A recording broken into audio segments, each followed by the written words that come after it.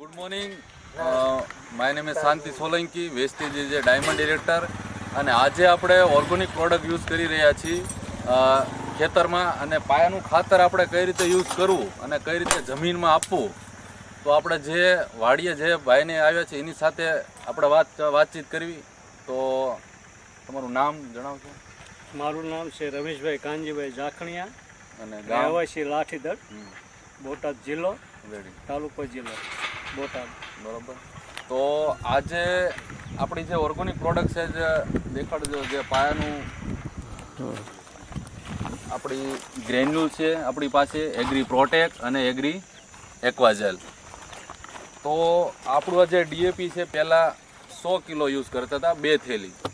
તો એ ઘટાડીને આપણે 50 કિલો કરી છે અને આમાં આપણે મિક્સ કરીને અને ખેતરમાં આનો યુઝ કરાવશું. તો આપણે હવે મિક્સ કરશું ખેતરમાં જે બધી પ્રોડક્ટ છે એ, બરોબર, અને વાવણીમાં આનો યુઝ કરાવશું.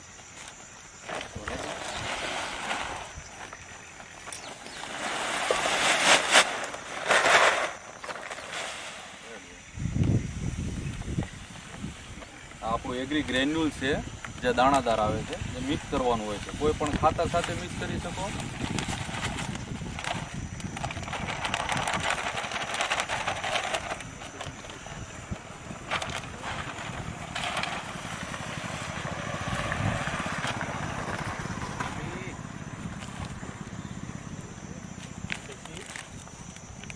આપણી એગ્રી પ્રોટેક્ટ જે જમીનની કોઈ પણ ફૂગ આવતી હોય તો એના માટે આ પાવડર ફોર્મ હોય છે, તો એ આપણે મિક્સ કરાવીશું.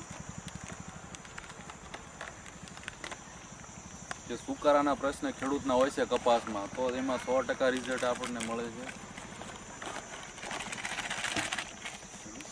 અને બીજી આપણી છે જે ખેડૂત માટે વરદાનનું પ્રોડક્ટ છે એગ્રી એક્વાઝેલ, તો એ પણ આપણે આમાં કિલોનું પેકિંગ છે, એ પણ યુઝ કરાવશું.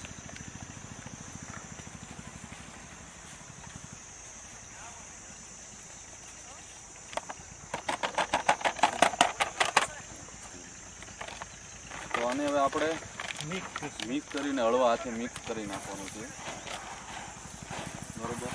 તો આ રીતે તમે મિક્સ કોઈ પણ ખાતરમાં ભેળવીને મિક્સ કરી શકો.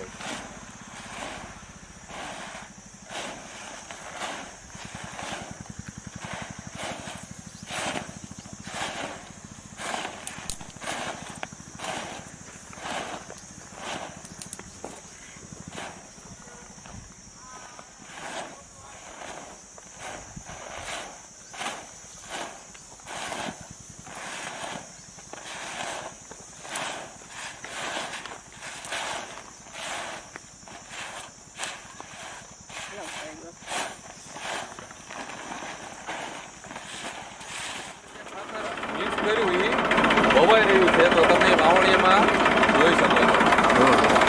આ રીતે આપણું ખાતર જમીનમાં મોજર થોડું સીધું પડતું હોય છે.